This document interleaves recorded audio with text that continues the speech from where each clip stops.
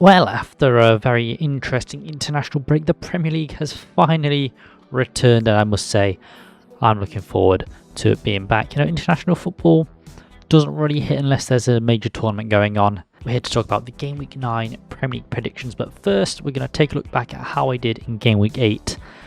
And it's looking good, bruv. It's not looking good. But we're going to start with the Saturday fixtures and Luton versus Tottenham. I predicted a 4-0 win to Tottenham. It's actually just 1-0. Now, it wasn't the domination from Spurs that many expected, myself included, but it wasn't for a lack of trying. Tottenham had their fair share of chances in the first half, but just could not find the back of the net at all. Spurs, on the other hand, went down to 10 men when Basuma decided to dive, for some reason. But that didn't stop them going a goal ahead to Van der Ven, which secured all 3 points. Yes, I know a lot of us were expecting a Spurs domination job. We captained Son, we captained Maddison, and it just didn't come into fruition. Babe, that's Luton Town for you. They like to make things awkward. And then we move on to Fulham versus Sheffield United. And I predicted 2-1 to Fulham. It was actually 3-1. The Blades are still without a win as they fell to Fulham at Craven Cottage. It was a dominant display from the home side as Sheffield United weren't really allowed to get into the game, to be honest. Reed opened the scoring before a Fulham own goal leveled things up. Kearney slipped as he hit the ball, which then came off Fodringham to put Fulham ahead once again, before Willian sealed it at the death. Very impressive performance from Fulham. I know Sheffield United are probably going to be the whipping boys this season. They've not played well at all in their 9 games. But yeah, it's good from Fulham. It's the best we've seen from them in a while, I think. Maybe they're turning a corner, although I doubt that. And then we move on to Burnley versus Chelsea. And I predicted 1-0 to Burnley. It was actually 4-1 to Chelsea. And who is letting Chelsea score goals? It was a dominant start at Turf Moor for the away side, but it's actually Burnley who opened the scoring through Odobert. And what a name that is, Odobert. The Clarets held on until just before the second half, when an attempt from Sterling was diverted in. The second half was all Chelsea though, as Palmer, Sterling and Jackson all netted for the Blues. I think it's Palmer's first goal for Chelsea, scored it from the spot. And yes, Sterling and Jackson chipping with goals as well. Are Chelsea back? Probably not. It is Burnley after all, as Pochettino finally turned a corner. And then we move on to Manchester United versus Brentford, and I predicted a 1-1 draw, and it's actually 2-1 to United.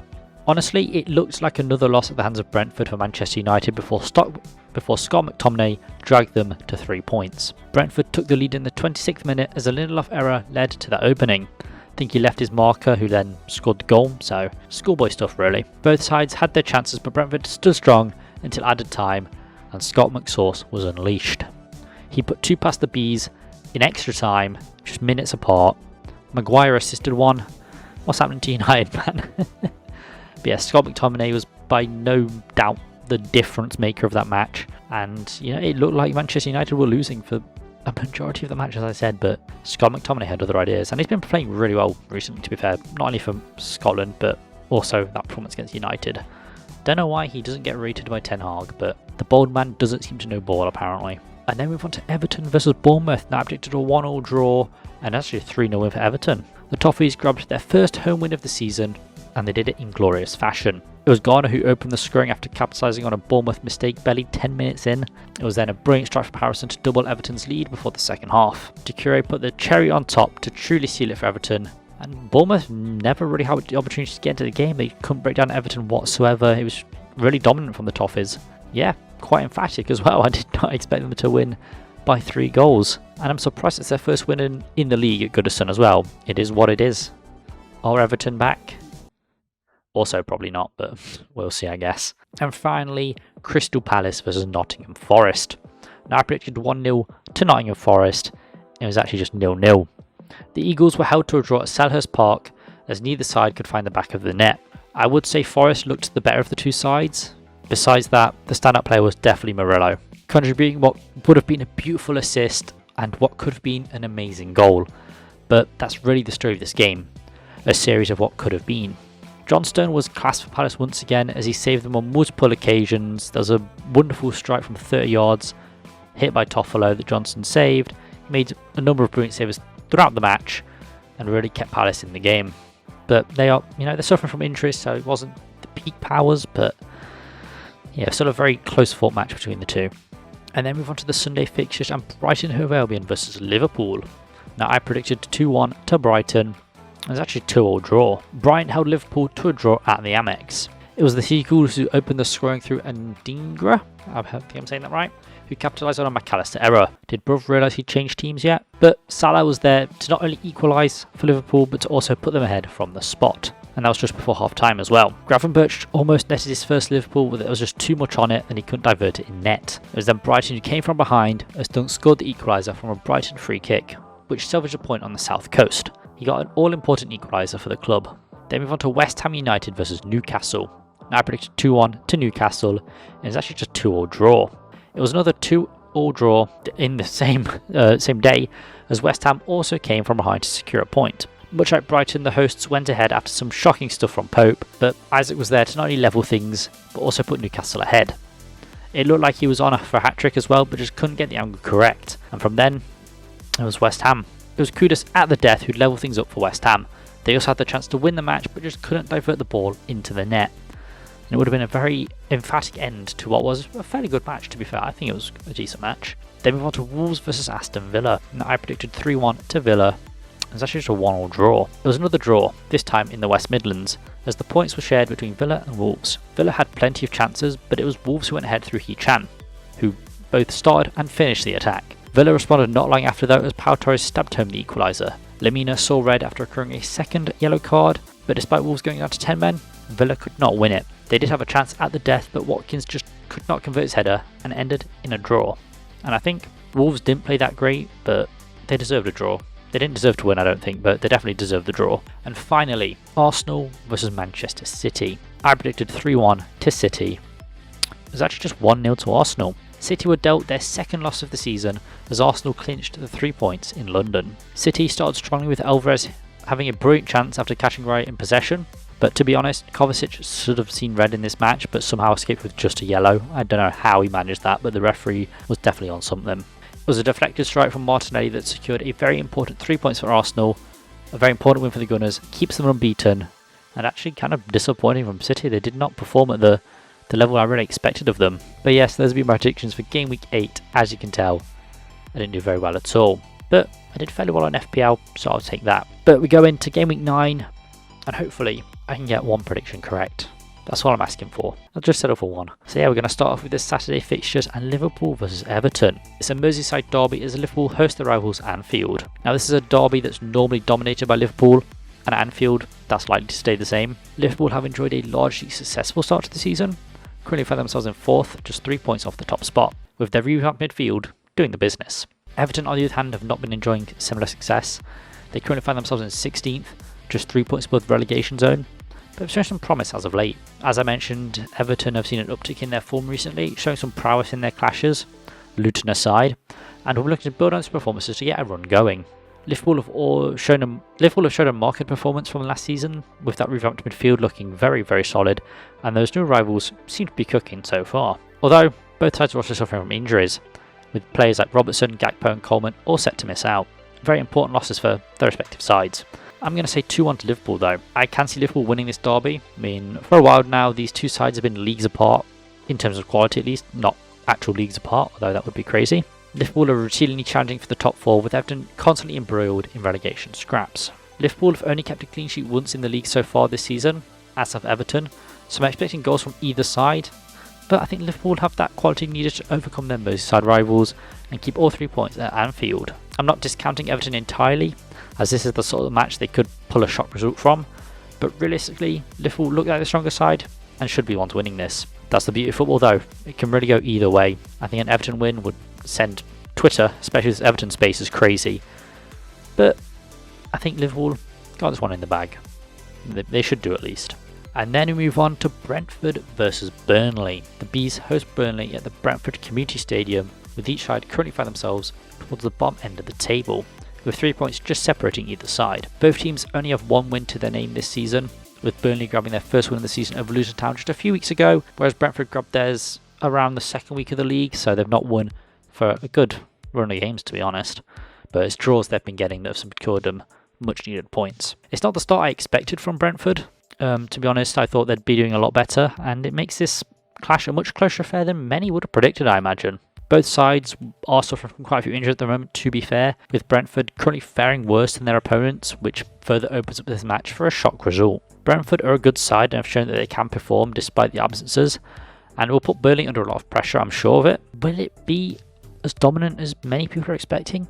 I don't know. The Clarets strive to play some attacking football, and when it works well. But it's something that I can see Brentford punishing at every opportunity. It will no doubt be a tough game between either side. Brentford can be tough to break down, and both sides haven't been the most clinical this season. It's going to be very interesting to see how either side is going to face and how they'll deal with each other. I'm going to say 3-1 to Brentford though. I see Brentford coming out of this clash victorious. Whilst I mentioned the large amount of injuries Brentford are suffering from, their top scorer in Mbeumo is fit, as are Jensen and Wissa, who are all important components of the Brentford's attack. Burnley's top attacking outlet is Lyle Foster, who's also fit, so he'll be able to cause some trouble for Brentford's weakened backline as well. I do see the versatility available to Brentford being the deciding factor in this clash though. Both sides have struggled to keep a clean sheet this season, so it's going to be very interesting to see how they'll, battle it out, but it should be a very interesting clash between two fairly evenly matched teams, in my opinion.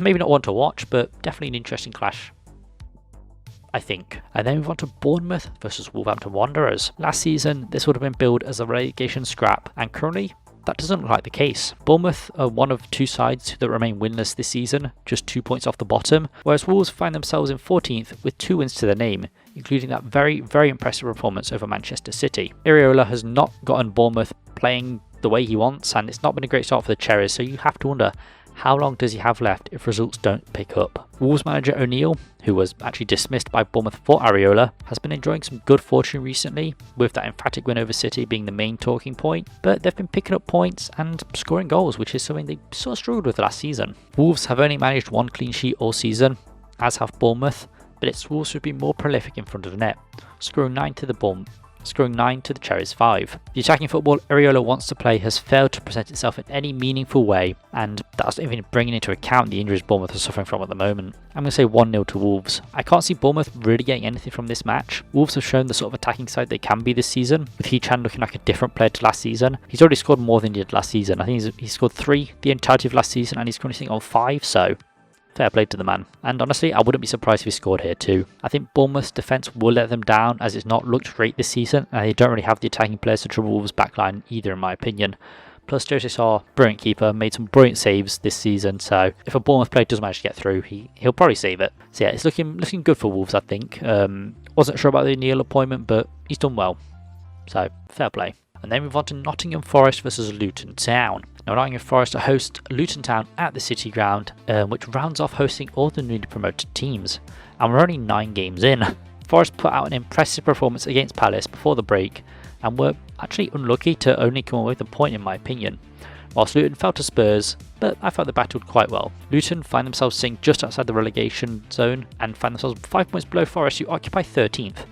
I will take being a mid-table team. Both sides are harbouring quite a few injuries themselves. Forest looking to be missing their top scorer in Awoniyi, but he could be back for this clash. It's a bit inconclusive at the moment. Murillo played some brilliant football against Palace and was without a doubt our best play that night. And if he continues to perform like that, he's going to cause a lot of problems for Luton. And if he can convert those passes, we're in the money. His eye and range of passing is ridiculous, and he can carry the ball really well too. I think he's only 21 as well, which is insane for a player his age. We've got a real gem on our hands. And if Morgan Gibbs-White can get on the end of those passes, that's going to be a lethal combination this season. Luton won't make it easy. They've shown that they can make it tough for teams that and have largely avoided getting completely dominated by size this season. I think they've shown quite a solid performance in most of their matches. I mean, that win against Everton was very unexpected at Goodison Park, but they pulled it off. However, I'm going to say 2-0 to Forest. I do see Forest winning this match. Despite Awoniyi potentially missing the match, Forest do have a wealth of attacking talent at their disposal, and it will no doubt cause Luton quite a few issues.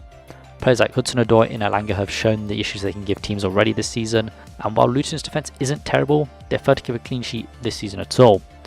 And I think Forest have the talent to exploit that.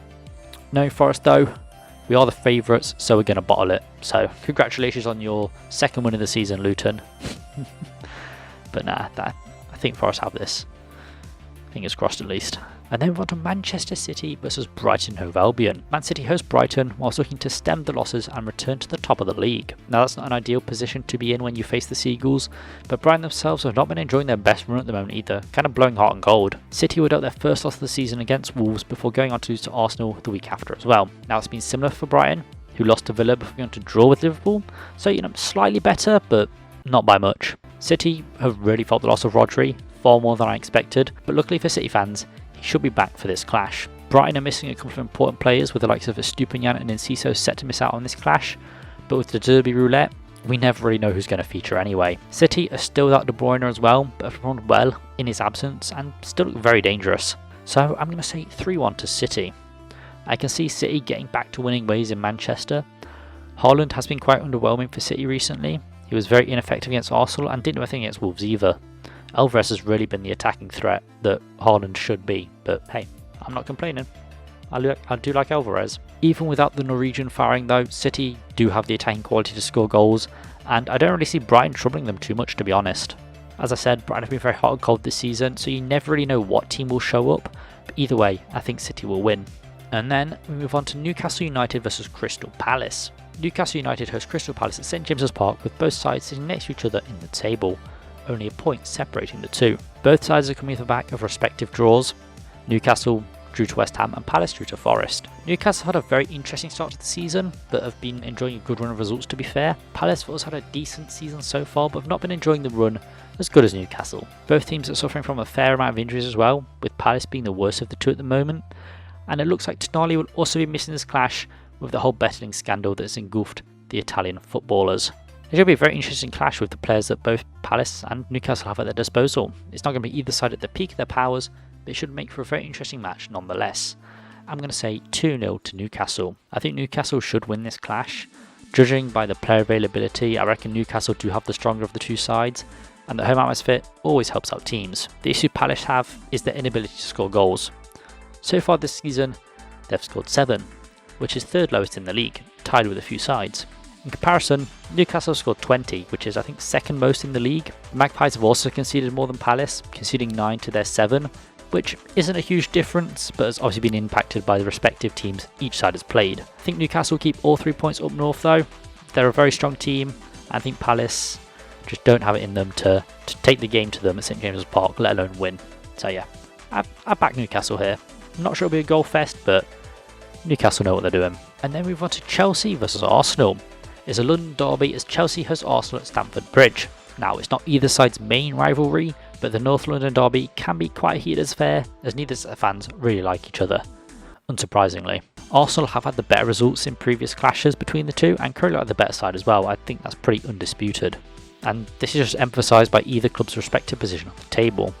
Arsenal sit in second, level on points with top of the table Spurs, whilst Chelsea find themselves in 11th, 9 points off the Gunners. Now, Chelsea's results have started to turn around, to be fair, as they look to be beginning to start picking up wins and score more goals. Arsenal though have been enjoying a very successful start to the season, one of the two sides remaining unbeaten alongside their North London rival. But I think where it really comes into it is the injuries. Chelsea have a very extensive list of injuries that have just piled up, and while we've seen some players slowly return, that has coincided with the uptick in results.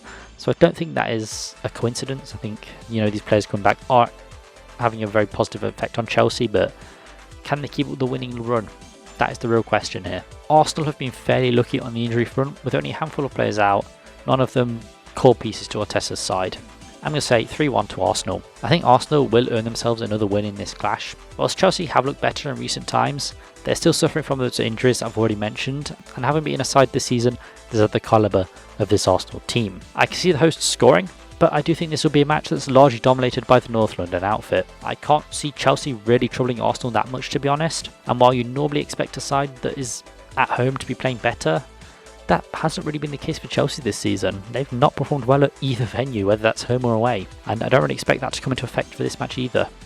So I'm backing the Gunners in this one. And then move on to Sheffield United versus Manchester United. Bottom of the league, Sheffield United host Manchester United at Bramall Lane. The Blades remain winless this season and only have a point to their name, which sees them rooted to the bottom of the table and 3 points from safety. Manchester United, on the other hand, have not been enjoying a good run of results either, by their own standards at least, as they find themselves 10th with 12 points to their name. Now, it really does seem like Sheffield United could grab their first win of the season against this Manchester United side, despite every factor that says otherwise, the table positions included. Both teams have been suffering from a fair amount of injuries, but the Blades definitely have it worse, with a lot more players out, some of which were very important parts of the team before they got injured.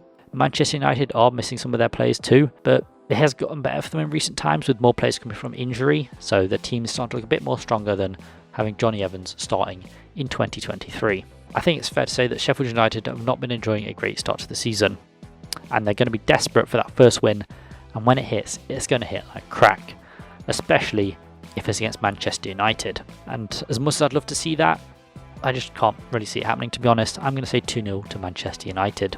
I think Manchester United will win this match. They look to have too much quality on their side to lose to Sheffield United, but nothing is for certain in this league, and that is the beauty of football. Whilst Manchester United have dropped in points in recent fixtures, which you'd imagine they'd win, they have been hampered by those aforementioned injuries. So, slightly expected, I think, but again, United fans, not happy. The scenes would be mental if the Blades somehow pulled off 3 points, but I'm backing Manchester United to take all 3 points in this clash. I don't think Sheffield United have it in them to beat United, let alone take the game to them. But hey, they scored against City, so you never know. Then move on to the Sunday fixture of Aston Villa versus West Ham United. It's the second claret and blue clash of the season as Villa host West Ham at Villa Park. Both sides have been enjoying positive seasons so far, both in Europe and domestically, and both sides have had impressive performances, and I'm impressed with how they've both played this season so far. They look very, very solid. Villa find themselves in 5th, whereas West Ham are sitting in 7th, with 2 points separating either side. I've been especially impressed with the Villa, who've had a complete revelation under Emery, and their performances this season have just been brilliant. They're a great side to watch from a neutral perspective, and West Ham haven't disappointed either. They've invested well in their playing squad, bringing in some absolute brilliant pieces of talent, and their performances have reflected this, with those players hitting the ground running. Each side has started well this season, and I expect them to continue to do well this season as well. And they've also been fairly lucky on the injury front too, and while there are some players injured on either side, they aren't really huge losses in my opinion, so either side is doing well with those players out. I'm going to say a 2-2 draw. I can see this being a tie.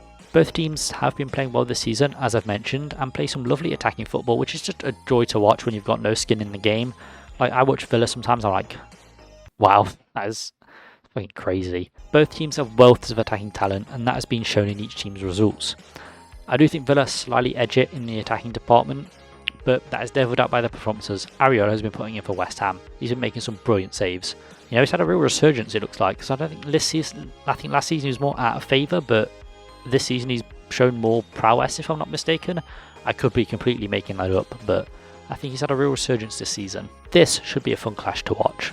And finally, the Monday fixture of Tottenham Hotspur versus Fulham. It's another London derby as top of the league Tottenham hosts Fulham in another North versus West London derby. Now, I'll hold my hands up. It's not exactly a derby, but humour me, okay? They both play in London. Spurs have enjoyed a very successful start to the season, and as such are still unbeaten and currently find themselves sitting at the summit of the Premier League.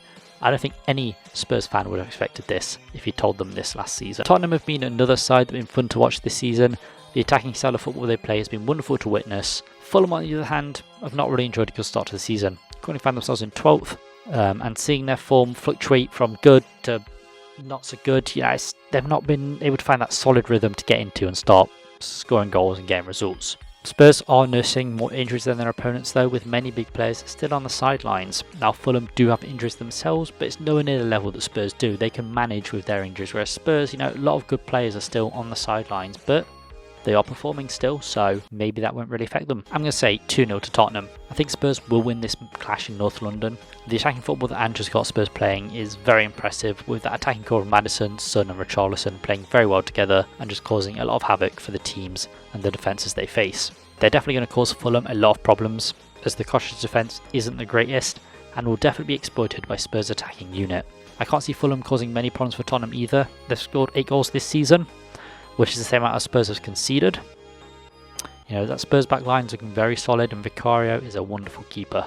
It's the attacking force of Fulham in which I think the issues arise. As I mentioned, they've not really scored that many goals this season. That's stemming from the fact they don't have a Mitrovic replacement. He got them bags of goals last season, and then he fucked off to Saudi Arabia, and they didn't have time to bring in a replacement, so they've clearly been missing his goals, and it's going to affect them until they can get a striker in. Come January, could be a very make or break for Fulham. I see Spurs remaining unbeaten, as I just don't think Fulham have what it takes to threaten their goal whatsoever, to be honest. And I think Spurs will remain at the top of the league. And I'm here for it, to be honest. I love stuff like that. But yes, I've been O2GT, and those have been my Premier League predictions for Game Week 9. If you have any of your own, please leave them down in the comments below. I do enjoy reading them, even if I don't reply. Hope you guys have a brilliant rest of your day, or week, or weekend, whatever. I'll see you guys in the next video. Peace.